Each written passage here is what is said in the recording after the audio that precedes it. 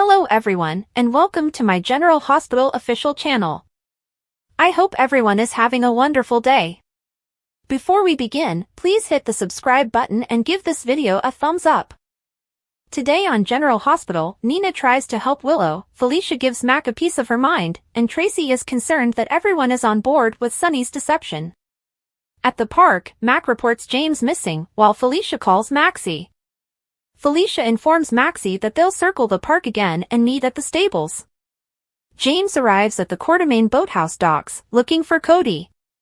He finds a frisbee, tosses it, and it lands in the water. When he hears Willow approaching, he hides in the boathouse. Nina enters and says she heard Willow was down here. Willow tells that the family is going to the beach and that she has forgotten her hat. Nina brings up the elevator incident, and Willow admits she raced away because of Drew. She explains why she is leaving the institute and returning to General Hospital. Willow sobs, saying she feels terrible about kissing Drew and cannot bear the thought of doing it again. James hears the secret. Maxie makes a phone call to her mother while in the stable. She says Cody is looking for James, and Felicia assures they will locate him. Maxie fumes that the only person in worse difficulty than James right now is his grandfather. Spinelli arrives at the stables first, followed by Cody and Sasha. Cody said they haven't found James anywhere. Mac and Felicia soon appear, and Sasha recommends they break up. Mac and Felicia volunteer to remain here in case James returns. Felicia tells Mac that this farce with Cody is over now. Felicia claims James likes Cody, who fled because Mac refused to let James see him. Mac informs her that he changed his mind, but Felicia thinks it's too late because James has already run away. Felicia believes he is purposefully tormenting Cody since he knows how much Cody adores James. She claims his ego was damaged, so he had to get between them. Felicia confronts Mac about his past and how he came to Port Charles with his own goal. However, he grew up and was given several second chances along the road. She thinks it terrible that he cannot extend the same to his elderly son. Outside, Cody believes James went away because of him.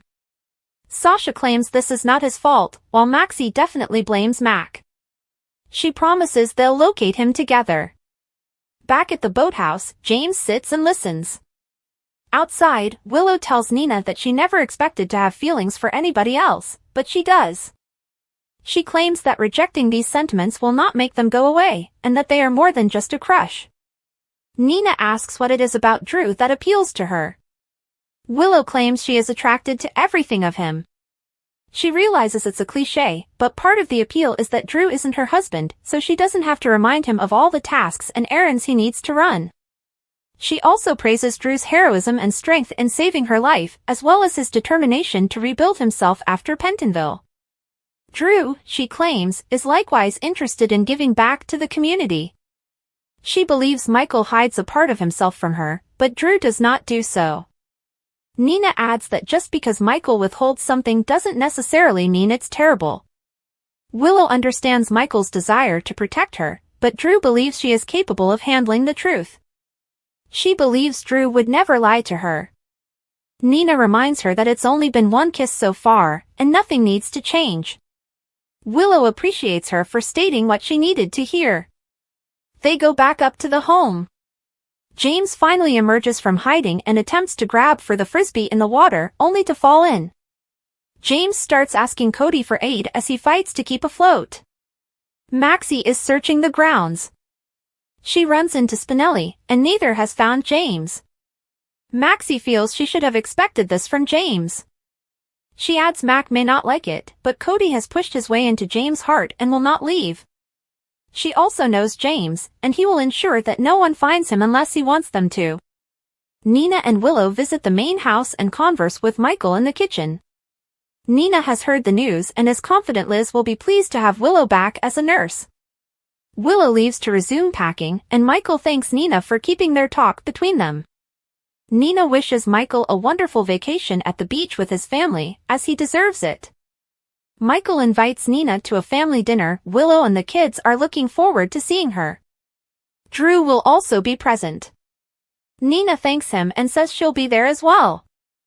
Back at the boathouse, Cody appears and calls out James' name. James yells for assistance from the water, and Cody jumps in. He manages to get to James and pull him out. Mac arrives just as Cody is pulling James out. James informs Cody, "You saved me." The boy hugs Cody. Tracy refuses to do business with Sonny because she does not want their brand associated with his criminal activities. Natalia summoned Lucy, who enters. Lucy wants to know what's on the agenda. Brooklyn informs her that Sonny intends to make a multi-million-dollar investment in deception. Lucy adores Sonny and this idea. Tracy refuses to allow Sonny to participate in this company, and he will not be content with simply being a silent partner. She also believes they don't need to bring in a stage mother who has spoken nasty things about her daughter. Natalia said she will regret hurting her daughter till the day she dies, but she did an excellent job handling her daughter's funds. Brooklyn agrees that Natalia's reputation contradicts what deception stands for. Natalia points out that as CFO, she would work behind the scenes. Lucy embraces the concept and believes it is best for deception. Lucy believes they need a CFO, so Tracy advises she put out feelers with the many companies ELQ deals with. Lucy says they will have to invest money as part of the work. Lucy yells at Tracy, claiming she noticed all the red flags on their previous quarterly report and that they need money. Natalia claims that dealing with the red arrows will be her entire duty, not dealing with the items or marketing. Tracy believes that accepting Sonny's money will turn them into bookies and smugglers. Lucy realizes she isn't comfortable working with Sonny, so she needs to call her folks and locate millions of cash to match Sonny's offer. At Sonny's, he and Lois continue to talk about his financial donation to deception. When Jason comes, Sonny wonders if Lois can trust him. Sonny explains that he simply wants to invest in deception to aid Brooklyn. Lois is concerned that Sonny is doing this partly for Natalia, and she does not want him to park his mob money at deception. Sonny guarantees her that the money is clean, and Jason can confirm it. Jason assures her that the money is clean and that they have been audited by the IRS numerous times and have never been found careless or guilty of anything. Lois compliments Jason on his honesty and expresses her gratitude. She'll discuss it with Brooklyn and then leave. Sonny, alone, asks Jason what he learned about the pharmacist. Jason tells that Clement has vanished and that people are seeking for him. Sonny believes Clement will bring them to the guy he works for. Jason receives a call from Brick, and Kates is last seen escorting Clement out of the hospital. Jason wonders why Kates would become involved and speculates that he may have ordered the pharmacist to adjust his medications. Sonny wouldn't put it past him. Brick texts to say that Kates is visiting Ava's exhibition with Ava and Scott. Sonny wants to keep an eye on all three. Jason believes that the FBI will eventually have to rein in Kates. Sonny believes this is personal for Jagger, who is willing to cross lines, and he may have to do the same. Lois arrives in deception as Natalia makes a case for herself and accepts Sonny's money. Tracy believes that without Maxie, she must be the voice of reason. Lois believes Tracy is making solid arguments, and Tracy appreciates her sensible thinking. Tracy claims Sonny would sell out his mother to gain money. Lois claims Sonny has always kept his word and believes his money is clean.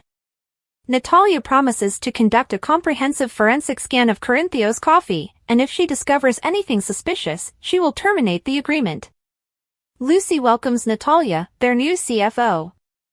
Tracy remains concerned about Sonny's involvement. She cautions them that letting him in would mean the end of deception, and they'd be lucky not to be hauled out in handcuffs. At Ava's gallery, Kates informs her that he has finally gotten Sonny where he wants him, and it is all because to her.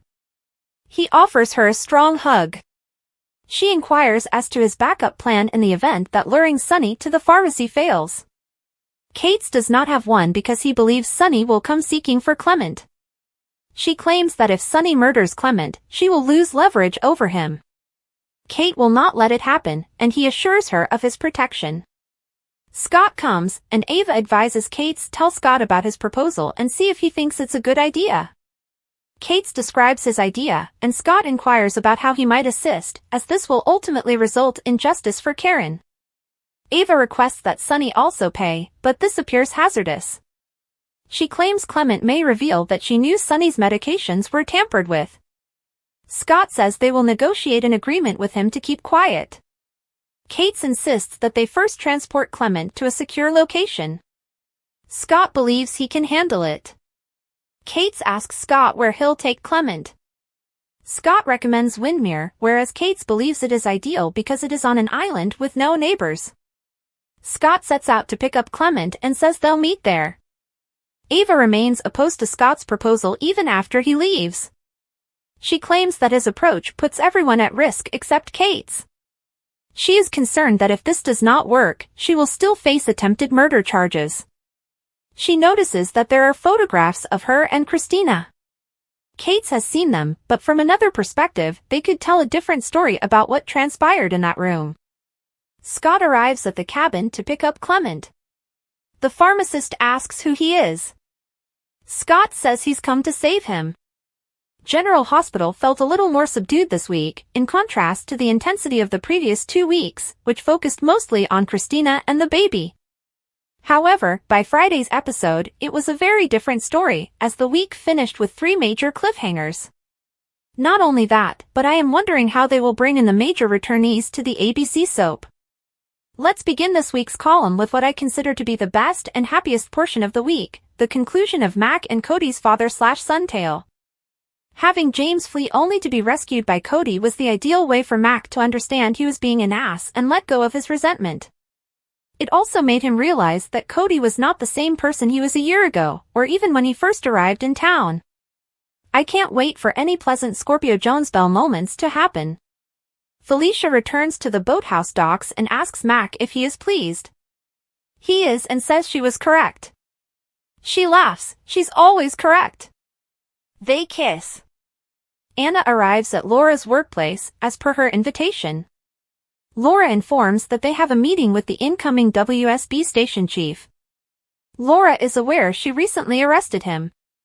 Anna says that Brennan has been acquitted and is now a fully accredited agent, and they will most likely receive no further explanation from the WSB.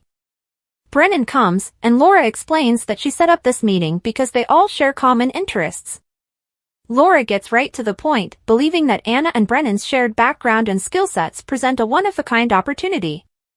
She wants them to find Valentine Cassadine. Anna claims the FBI is looking for him, which is beyond her reach. Brennan observes that the WSB strives not to meddle with FBI investigations. Laura is concerned since Valentine has a granddaughter.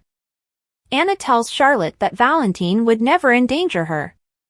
Laura receives a call, which interrupts their conversation. Something came up, so she excuses herself for a moment. Once alone, Anna accuses Brennan of concealing Valentine. He claims she has no proof and could always confess to Laura that she helped Valentine flee.